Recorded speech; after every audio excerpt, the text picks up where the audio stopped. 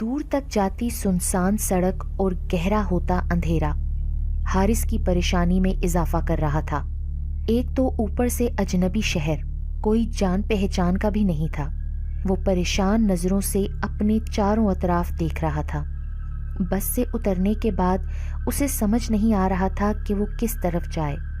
اسے لگ رہا تھا اس نے یہاں آنے میں جلد بازی سے کام لیا ہے، پر وہ بھی کیا کرتا، غربت نے اسے یہاں شہر آنے پر مجبور کیا تھا۔ گاؤں میں ایسا کوئی مناسب کام تھا ہی نہیں جس سے وہ اپنی ماں اور چھوٹے بہن بھائیوں کی کفالت کرتا۔ والد کم عمری میں ہی فوت ہو گئے تھے، وہی گھر کا بڑا تھا۔ ماں نے اسے شہر آنے سے پہلے سمجھایا تھا، مگر اس کے سر پر تو شہر آ کر نوکری کا بھوت سوار تھا۔ چل بیٹا، اللہ مالک ہے حارث، جب یہاں آ ہی گیا ہے تو اللہ کوئی سبب مہیا کر ہی دے گا۔ وہ دل ہی دل میں خود کو تسلی دیتے ہوئے بیگ اٹھائے انجان راستے کی جانب گامزن تھا۔ بڑھتے ہوئے اندھیرے کی وجہ سے اسے ٹھیک نظر نہیں آ رہا تھا کہ وہ کس طرف جا رہا ہے۔ چلتے چلتے اس کا پیر کسی پتھر سے ٹکرایا تھا اور وہ منہ کے بل گر گیا تھا۔ اس نے غور کیا تو وہ کوئی قبر تھی۔ اس کے تو بدن میں سنسنی سی دوڑ گئی۔ وہ جلدی سے گھبرا کر کپڑے جھاڑ کر کھڑا ہوا۔ وہ اس وقت کسی قبرستان میں کھڑا تھا۔ وہ گھبرا کر جلدی جلدی آگے بڑھنے لگا۔ چاند کی ہلکی روشنی میں اب وہ بہت غور سے دیکھ بھال کر چل رہا تھا اور تیز تیز قدم اٹھا رہا تھا تاکہ وہ قبرستان کی حدود سے باہر نکل آئے۔ بات سنو بیٹا، اپنی پشت پر کسی مردانہ آواز پر وہ اتنا خوفزدہ ہو گیا اور پلٹے بغیر تیز تیز دوڑنے لگا۔ بھاگتے بھاگتے وہ قبرستان کی حد سے باہر نکل آیا۔ ارے بیٹا سنو تو، وہ آدمی اس کے پیچھے آتے ہوئے بولا۔ ڈرو نہیں، میں ادھر ہی کا رہنے والا ہوں۔ وہ عمر رسیدہ آدمی تھا اور حارث کی آنکھوں میں چھائے ڈر کو دیکھ کر اسے تسلی دینے لگا۔ میں یہاں سے گزر رہا تھا کہ میری نظر تم پر پڑی۔ اس جگہ نئی معلوم ہو رہے ہو؟ جی میں گاؤں سے آیا ہوں نوکری کی تلاش میں، حارث ذرا مطمئن ہوتے ہوئے بولا، پر میں یہاں کسی کو نہیں جانتا اور مجھے رہائش کا بھی کوئی اتا پتہ نہیں۔ رہائش کی تم فکر نہ کرو، یہاں قریب ہی پاس میرا گھر ہے، وہاں تم رہ سکتے ہو۔ بوڑھے کی پیشکش پر حارث کی خوشی دیدنی تھی۔ پر کرایہ کیا ہوگا آپ کا؟ کرائے کی فکر نہیں کرو، جب تک دل چاہے رہنا، میں اور میری بیوی ہی ہوتے ہیں گھر میں۔ ہمارا اکیلا پن بھی دور ہو جائے گا اور تمہارا رہائش کا مسئلہ بھی حل ہو جائے گا۔ اسے یقین نہیں آ رہا تھا کہ اتنی جلدی اس کے لیے اتنی آسانی ہو جائے گی۔ باتیں کرتے کرتے وہ ایک گھر کی جانب آ کر رک گئے۔ گھر کافی پرانا خستہ حالت کا لگ رہا تھا۔ وہ دروازہ کھول کر اسے اندر لے آئے۔ گھر میں داخل ہوتے ہی عجیب سی ٹھنڈک کا احساس ہو رہا تھا۔ اتنی گرمی میں بھی گھر کا ماحول عجب سی ٹھنڈک لیے ہوئے تھا۔ بڑا صحن تھا جہاں پر ایک تخت بچھا ہوا تھا۔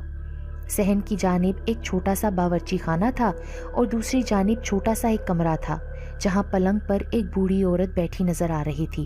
صحن میں لگے نیم کے درخت پر بیٹھی کالی سیاہ بلی بری طرح سے حارث کو گھور رہی تھی۔ اس کی گھورتی نظروں سے حارث کو وحشت کا احساس ہو رہا تھا۔ صحن میں بنی سیڑھیوں کی جانب وہ بوڑھا حارث کو لے کر بڑھا جو اوپر کی جانب جا رہی تھیں۔ وہ بھی آہستہ آہستہ ان کے پیچھے سیڑھیوں پر چڑھنے لگا۔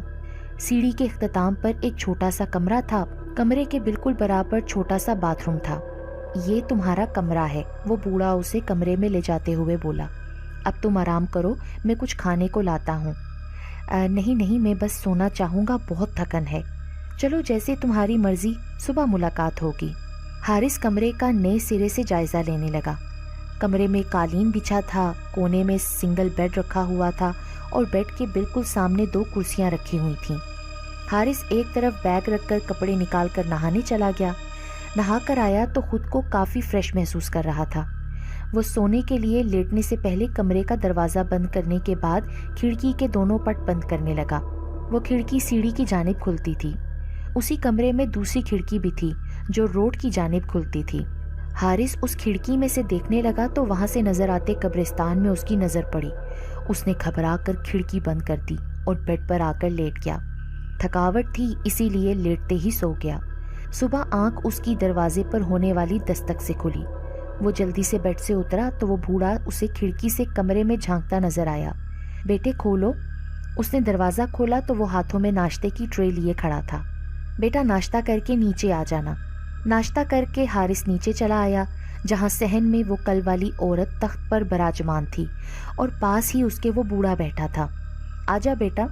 तख्त पर बैठी बूढ़ी औरत उसकी जगह अपने पास बनाते हुए बोली, मेरा नाम सईदा है और मेरा नाम शुएब है। वो बूढ़ा बोला। अपने बारे में तो बता। वो बूढ़ी औरत बोली, मेरा नाम हारिस है, मैं गांव से शहर नौकरी के सिलसिले में आया हूँ। अच्छी बात है, तुम यहाँ आराम से रहना, खाने पीने के बारे में फ़िक्रमंद होने की ज़रूरत नहीं है। बहुत शुक्रिया आंटी, मैं आप दोनों का बहुत मशकूर हूँ। इस अजनबी शहर में आप लोगों ने मेरी बहुत मदद की है। अच्छा मैं चलता हूँ नौकरी की तलाश में, मेरे लिए दुआ करिएगा कोई माकूल नौकरी मिल जाए। और फिर थोड़े दिन की तगोदो के बाद उसे एक ऑफिस में क्लर्क की नौकरी मिल गई। शाम के वक्त दोनों मियाँ बीवी बातें कर रहे थे। हारिस का दिल हुआ कि वो बाहर को जाए। वो दरवाजे की जानिब बढ़ गया। कहाँ जा रहे हो बेटा? शुएब साहब बोले। जी मैं बाजार जा रहा हूँ, कुछ काम है। वक्त देखो बेटा, इतनी रात को जाओगे, हालात भी शहर के ठीक नहीं। ऐसा करना कल चले जाना, अभी तो मैं तुम्हें दरवाज़ा खोलने की भी इजाज़त नहीं दूंगा। हारिस ये बात सुनकर चुपचाप ऊपर की जानिब वापस बढ़ गया। अच्छी मुसीबत है यार, रात के बस 9 ही तो बज रहे हैं, कौन सी आधी रात हो गई है जो मैं जा भी नहीं सकता। मगरिब के बाद कहीं जाना नहीं, डाकू ना आ जाएं। ऐसा लग रहा है डाकू तो ताक में बैठे हैं इनके घर की। वो जलता भुनता बेड पर आकर लेट गया। उसे यहाँ वैसे तो कोई परेशानी नहीं थी, मगर उन दोनों मियाँ बीवी की आने जाने की रोक टोक से वो बहुत घबरा जाता था। बिस्तर पर पड़े पड़े वो बेजार हो गया तो उठकर रोड की तरफ खुलने वाली खिड़की खोलकर खड़ा हो गया। काफ़ी सुनसान इलाका था, आबादी भी ज़्यादा नहीं थी। कब्रिस्तान के बाहर से गुजरती 2 लड़कियां जो खिड़की में खड़े हारिस को ही देख रही थी हाथ हिलाने लगीं। उनकी इस हरकत पर हारिस घबरा गया। इतनी रात को ये दोनों यहाँ क्या कर रही हैं? उसने घबरा कर खिड़की बंद कर दी। कमरे का दरवाज़ा खोलकर वो नीचे झांकने लगा। सहन में अब कोई भी नहीं था। वो दबे कदमों सीढ़ी उतरकर नीचे आ गया और आहिस्तगी से दरवाजे की जानिब बढ़ने लगा। पलटकर यकीन दहानी के लिए देखने लगा, दोनों मियाँ बीवी अपने कमरे में सो गए थे। अभी वो दरवाज़ा खोलने ही वाला था कि अचानक से सहन में लगे नीम के दरख्त पर बैठी बिल्ली गुर्राई और हारिस पर हमला कर गई। हारिस इस अचानक हमले के लिए तैयार न था।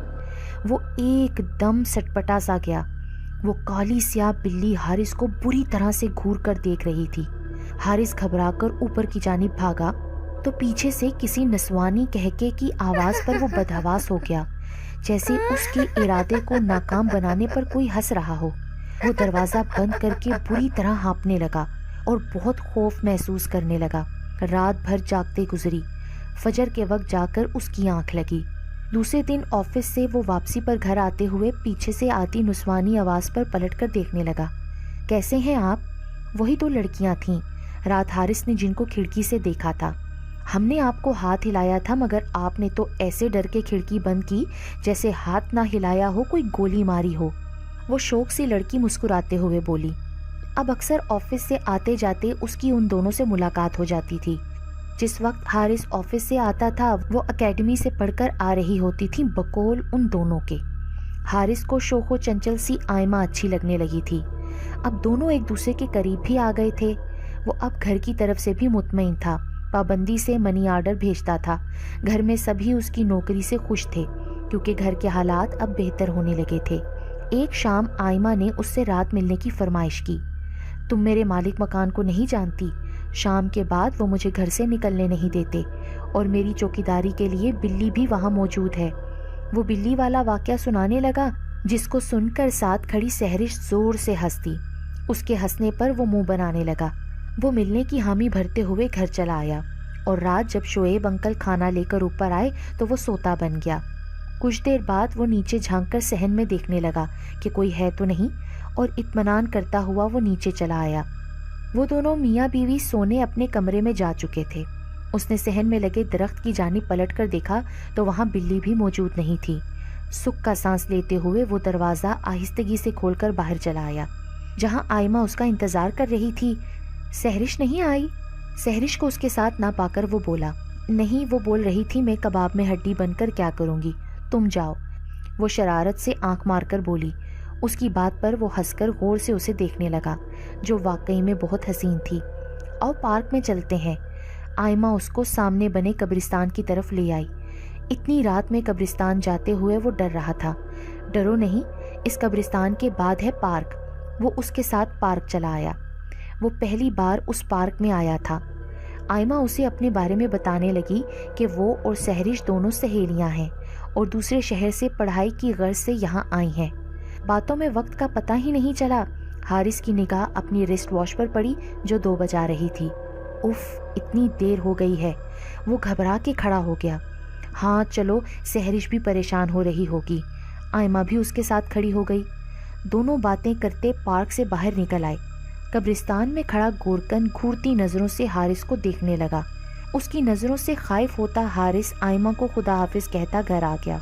گھر میں داخل ہوتے ہی اس کی نگاہ درخت پر بیٹھی بلی پر پڑی جو اس کو ہی گھور رہی تھی۔ آ گئے تم؟ منع بھی کیا تھا کہ اتنی دیر تک گھر سے باہر رہنا ٹھیک نہیں ہے، پر تم سنتے نہیں ہو۔ اف، آنٹی جاگ رہی ہیں۔ وہ سر پکڑ کے رہ گیا۔ چلو اب آ گئے ہو تو کھانا کھا لو، تم نے رات کھانا کھایا بھی نہیں تھا۔ تخت پر رکھا ہوا ہے میں نے کھانا تمہارے لیے۔ باورچی خانے سے سیدہ آنٹی کی آواز آ رہی تھی۔ حارث شرمندہ ہوتے ہوئے تخت پر رکھی کھانے کی ٹرے کی جانب بڑھ گیا اور وہیں بیٹھ کے کھانے لگا۔ اسے بھوک بھی بہت زیادہ لگ رہی تھی۔ کھانے کے بعد وہ باورچی خانے کی جانب بڑھ گیا۔ سوری آنٹی، اب آپ کو شکایت کا موقع نہیں ملے گا، اور کھانا بہت ہی مزے کا تھا۔ یہ الفاظ اس کے منہ میں ہی رہ گئے تھے کیونکہ وہاں کوئی بھی نہیں تھا۔ وہ خوفزدہ نظروں سے آنٹی کے کمرے کی طرف دیکھنے لگا تو وہ بیڈ پر سو رہی تھی۔ ارے یہ کیا ہو رہا ہے میرے ساتھ؟ وہ گھبرا کر اوپر چلا آیا۔ دوسرے دن چھٹی تھی۔ انکل آنٹی صحن میں تخت پر بیٹھے تھے، وہ ان کے پاس چلا آیا۔ آپ دونوں کی شادی کو کتنے سال ہو گئے؟ وہ ان سے پوچھنے لگا۔ 50 سال ہو گئے ہیں۔ میں بیاہ کر اس گھر میں آئی تھی، اولاد کے لیے بڑی دعائیں کیا کرتی تھی پر ہوئی نہیں۔ وہ ماضی کو سوچتے ہوئے آپ دیدہ ہو گئی۔ میرے تو بس یہی بچے ہیں۔ وہ درخت کے پاس بیٹھی بلیوں کی جانب محبت سے دیکھتے ہوئے بولی۔ آپ کو بلیاں بہت پسند ہیں کیا؟ وہ سوال کرنے لگا۔ ہاں، وہ مختصر سا جواب دے کر چپ ہو گئیں تو وہ درخت کے پاس بیٹھی آرام کرتی بلیوں کی جانب دیکھنے لگا۔ ان میں سے ایک بلی کی آنکھوں میں حارث کو دیکھتے ہوئے عجیب سی چمک تھی کہ وہ جھرجھری لے کر رہ گیا۔ تمہارے انکل کو بہت بولا تھا میں نے، دوسری شادی کر لو اولاد کے لیے، پر مانے ہی نہیں۔ آپ سے محبت کرتے ہوں گے نا؟ ایسی ویسی؟ سیدہ آنٹی پوپلے منہ سے دوپٹہ منہ پر رکھ کے ہنسنے لگیں۔ لیلا مجنو کی محبت مشہور تھی ہماری، وہ بتانے لگیں۔ آنٹی یہ علاقہ اتنا سنسان کیوں ہے؟ یہ علاقہ شروع سے ہی سنسان ہے، یہاں آبادی زیادہ ہے ہی نہیں۔ اس کی بات کے جواب میں وہ بولی تو وہ چپ ہو گیا۔ رات کے کسی پہر اس کی آنکھ کھلی تو نیچے سے آتی باتوں کی آواز پر وہ حیران ہوا کہ اس وقت نیچے کون ہے۔ وہ آہستگی سے کمرے کا دروازہ کھول کر نیچے جھانکنے لگا تو صحن میں شادی کا سما تھا۔ پورا صحن روشنیوں سے جگمگا رہا تھا۔ عورتیں زرق برق لباس پہنے نظر آ رہی تھیں۔ حارث نے غور کیا تو تخت پر ایک لڑکی دلہن بنی بیٹھی نظر آئی اور اس کے گرد لڑکیاں تیار ہوئی بیٹھی تھیں۔ کھانے کی خوبصورت خوشبو پورے گھر میں پھیلی ہوئی تھی۔ ایک طرف کھانے کی دیگیں رکھی ہوئی تھیں تو وہ سیڑھیوں پہ کھڑا پریشانی سے یہ سب کچھ دیکھ رہا تھا۔ آجا حارث بیٹا نیچے۔ شعیب انکل کی اس پر نظر پڑی تو آواز دے کر اسے بلانے لگے۔ وہ نیچے آ گیا۔ بیٹا یہ ہماری پڑوس کی بچی ہے، اس کی شادی ہے۔ تمہاری آنٹی نے بولا تھا کہ رخصتی ہمارے گھر سے ہوگی، کیونکہ بچپن سے ہی یہ بچی ہمارے گھر آتی جاتی ہے تو محبت ہو گئی۔ انکل کی بات پر وہ آنٹی کی طرف دیکھنے لگا جو ہر کام میں آگے آگے تھیں۔ کھانا بچا تو وہ بھی بیٹھ گیا۔ اتنا لذیذ کھانا تھا کہ وہ کھائے چلا جا رہا تھا، پر اب اسے نیند آنے لگی تھی۔ دوسرے دن آفس بھی تو تھا تو وہ سونے کے لیے اوپر آ گیا۔ اسے لگا اس کے پیچھے پیچھے کوئی آیا ہے۔ اس نے 2-3 بار چونک کر اپنے ارد گرد بھی دیکھا مگر کوئی نہ تھا۔ گلاب کی تیز خوشبوئیں اس کو محسوس ہوئیں تو وہ جو بستر پر دراز تھا گھبرا کر اٹھ کر بیٹھ گیا۔ نسوانی کہہ کے اس کی سماعتوں سے ٹکرائے۔ کون ہے؟ اس نے ڈرتے ڈرتے پوچھا۔ وہ خوفزدہ سا اپنے اطراف میں دیکھنے لگا مگر کوئی نہ تھا۔ پوری رات اسے لگا کہ کوئی نسوانی ہاتھ اس کا سر سہلاتا رہا ہے۔ فجر کے وقت تک یہی سب کچھ ہوتا رہا۔ آفس میں بھی اس سے کام نہ کیا جا رہا تھا کیونکہ رات بھر وہ سو نہ سکا تھا۔ شام واپسی میں گھر کی طرف آتے ہوئے آئمہ نظر آ گئی۔ اس کو دیکھتے ہی اس کی دن بھر کی تھکن دور ہو گئی تھی۔ وہ تھوڑی دیر پارک میں بیٹھ کر اس سے باتیں کرنے لگا۔ پتہ ہے کل میرے مالک مکان کے گھر میں پڑوس کی لڑکی کی شادی تھی۔ دلہن بنی لڑکی کو دیکھ کر مجھے خیال آیا کہ ایک دن تم بھی ایسے دلہن بنی بیٹھی ہوگی۔ کاش، آئمہ دھیرے سے بولی۔ کیا مطلب؟ وہ نہ سمجھی سے بولا۔ کاش ایسا ہو کہ میں تمہاری دلہن بنی ایسی بیٹھی رہوں، آئمہ بولی۔ ایسا ضرور ہوگا آئمہ، میں پرسوں ہی گاؤں جا رہا ہوں اور جاتے ہی ماں سے تمہارے بارے میں بات کروں گا۔ کیا سچ میں تم مجھ سے شادی کرو گے؟ ہاں، میں وعدہ کرتا ہوں میں تم سے شادی کروں گا، وہ اسے یقین دلاتے ہوئے بولا۔ گھر آ کر وہ تیاری میں لگ گیا، بیگ وغیرہ پیک کرنے لگا کیونکہ پرسوں وہ گاؤں جا رہا تھا۔ آج رات بھی آئمہ نے اسے پارک ملاقات کے لیے بلایا تھا۔ پارک سے واپسی میں قبرستان والے راستے سے آتے ہوئے اس کا پیر کسی پتھر سے اٹکا تھا اور دھڑام سے کسی قبر پر جا کر گرا تھا۔ اس نے جلدی سے موبائل کی ٹارچ جلائی تاکہ راستہ دیکھ سکے۔ موبائل کی روشنی سیدھی قبر کی تختی پر پڑی۔ حارث کی آنکھوں کے آگے اندھیرا آ گیا تھا۔ قبر کی تختی پر لکھا تھا شعیب خان۔ وہ بمشکل کھڑا ہوا۔ اس ہی قبر کے برابر والی قبر کی تختی پر سیدہ شعیب لکھا تھا۔ حارث کو لگ رہا تھا وہ بے ہوش ہو کر رہ جائے گا۔ کیا ہو گیا؟ گورکن کی آواز پر وہ اچھل گیا۔ وہ قبر، ٹوٹے پھوٹے الفاظ اس کے منہ سے نکل رہے تھے۔ ہاں، یہ دونوں میاں بیوی تھے، وہ سامنے والے گھر میں رہتے تھے۔ گورکن اس گھر کی جانب اشارہ کرنے لگا جہاں حارث رہ رہا تھا۔ آج سے 5 سال پہلے آدھی رات میں ان کے گھر ڈاکو گھس آئے تھے۔ ڈاکوؤں نے دونوں میاں بیوی کو قتل کر دیا تھا۔ بیٹا دھیان رکھا کرو، حالات ٹھیک نہیں ہیں، یہاں ڈاکو ہوتے ہیں۔ حارث کو بے ساختہ ان کے جملے یاد آ گئے۔ اتنا ڈرے ہوئے کیوں ہو؟ گورکن اس کے چہرے پر اڑتی ہوائیاں دیکھ کر بولا۔ نہیں، کچھ نہیں، وہ تھوک نگلتا ہوا بولا اور تیزی سے گھر کی جانب دوڑا۔ مجھے ابھی یہیں سے نکلنا ہوگا۔ وہ خوف سے دھڑکتے دل کے ساتھ گھر میں داخل ہوا اور تیزی سے اوپر چلا آیا۔ سامان سمیٹنے لگا کہ کمرے کے دروازے پر ہونے والی دستک پر وہ اچھل سا گیا۔ سیڑھیوں والی کھڑکی سے دیکھا تو سیڑھی پر آئمہ کھڑی ہوئی تھی۔ تم یہاں کیسے؟ وہ پسینہ صاف کرتے ہوئے بولا۔ میں بھی تمہارے ساتھ چلوں گی۔ اس کی اس بات پر وہ سر ہلاتا جلدی جلدی چیزیں اٹھانے لگا۔ اس کے دماغ میں جھماکا ہوا۔ تم کو کیسے پتا میں جا رہا ہوں؟ وہ پاس کھڑی آئمہ سے پوچھنے لگا۔ تم کہیں نہیں جاؤ گی آئمہ، تم اس طرح اپنے قبیلے کی نافرمانی نہیں کر سکتی، پیچھے سے سحرش بولی۔ وہ حیران پریشان سب کچھ دیکھ رہا تھا۔ حارث، آئمہ نے آپ کو حقیقت بتانے سے منع کیا تھا، مگر میرے خیال سے آپ کو حقیقت سے واقف کر دینا چاہیے۔ آئمہ کے لاکھ روکنے کے باوجود سحرش بتانے لگی کہ ان کا تعلق جنوں کے قبیلے سے ہے اور صحن میں لگے نیم کے درخت پر وہ عرصہ دراز سے اپنے آباء و اجداد کے ساتھ رہتی چلی آ رہی ہیں۔ وہ جو بلیوں کے روپ میں آپ نے دیکھا تھا وہ ہم ہی تھے۔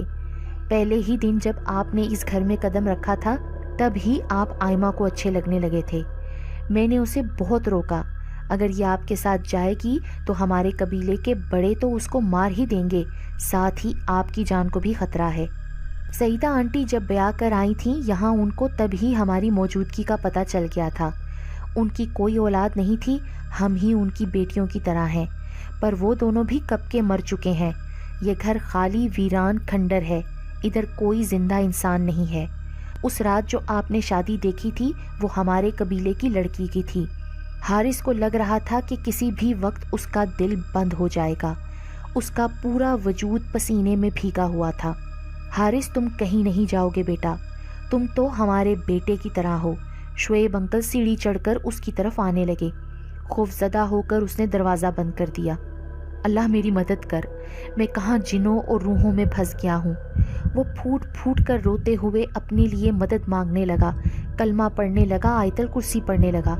پوری رات وقفے وقفے سے دروازے پر ہونے والی دستک اور سعیدہ آنٹی کی سسکتی ہوئی آواز اس کو جانے نہ دینا، میں نہیں جانے دوں گی، میرا کوئی بچہ نہیں ہے، یہ میرا بچہ ہے کی آواز اس کے کانوں میں ہتھوڑے کی طرح برس رہی تھی، اور ساتھ میں نسوانی بین کرتی ہوئی آواز جو آئمہ کی تھی۔ حارث، تم نے مجھ سے وعدہ کیا تھا، تم ایسے کیسے جا سکتے ہو؟ میں تم سے شادی کروں گی۔ وہ دونوں ہاتھ کانوں پر رکھے دروازے سے پشت لگائے بیٹھا رہا اور کلمہ پڑھتا رہا۔ فجر کے وقت آوازوں کا سلسلہ رکا۔ اس نے دروازہ کھول کر نیچے جھانکا جہاں اب خاموشی تھی۔ وہ بیگ اٹھائے اندھا دھند سیڑھیاں اترتا ہوا دروازہ کھول کر باہر کی جانب بھاگا۔ وہ بری طرح سے بس بھاگ رہا تھا اور باہر روڈ کی جانب آ کر آسمان کی جانب دیکھتے ہوئے شکر کے آنسو اس کے گالوں پر بہہ رہے تھے۔ اسے یقین نہیں آ رہا تھا کہ وہ زندہ بچ کر آ گیا ہے۔ سوچ کر اس کے رونگٹے کھڑے ہو رہے تھے کہ وہ 6 ماہ تک روحوں اور جنوں کے درمیان رہا تھا۔ آج اس بات کو 10 سال بیت گئے اور پچھلے 8 سال سے وہ یہاں شہر میں اپنی ماں اور بیوی بچوں کے ساتھ مقیم ہے۔ آج کسی کام سے جب وہ اپنی بیوی کے ساتھ اس علاقے سے گزرا تو اتفاق سے اس گھر کے پاس سے اس کا گزر ہوا۔ گھر کے پاس سے گزرتے ہوئے اس کے جسم میں سرد سی لہر دوڑ گئی۔ آج بھی وہ گھر ایسا ہی ویران پڑا تھا۔ حارث کی نگاہ بے اختیار اس کمرے کی کھڑکی کی جانب اٹھی جہاں اس نے 6 ماہ قیام کیا تھا، مگر وہاں کے منظر نے اسے دہشت میں مبتلا کر دیا۔ آئمہ کھڑکی میں کھڑی مسکراتی ہوئی اس کو ہاتھ ہلا رہی تھی۔ حارث نے خوف زدہ ہو کر اپنی نگاہیں نیچی کی اور دل میں کلمہ پڑھتے ہوئے گاڑی وہاں سے تیز دوڑا کر نکل کھڑا ہوا۔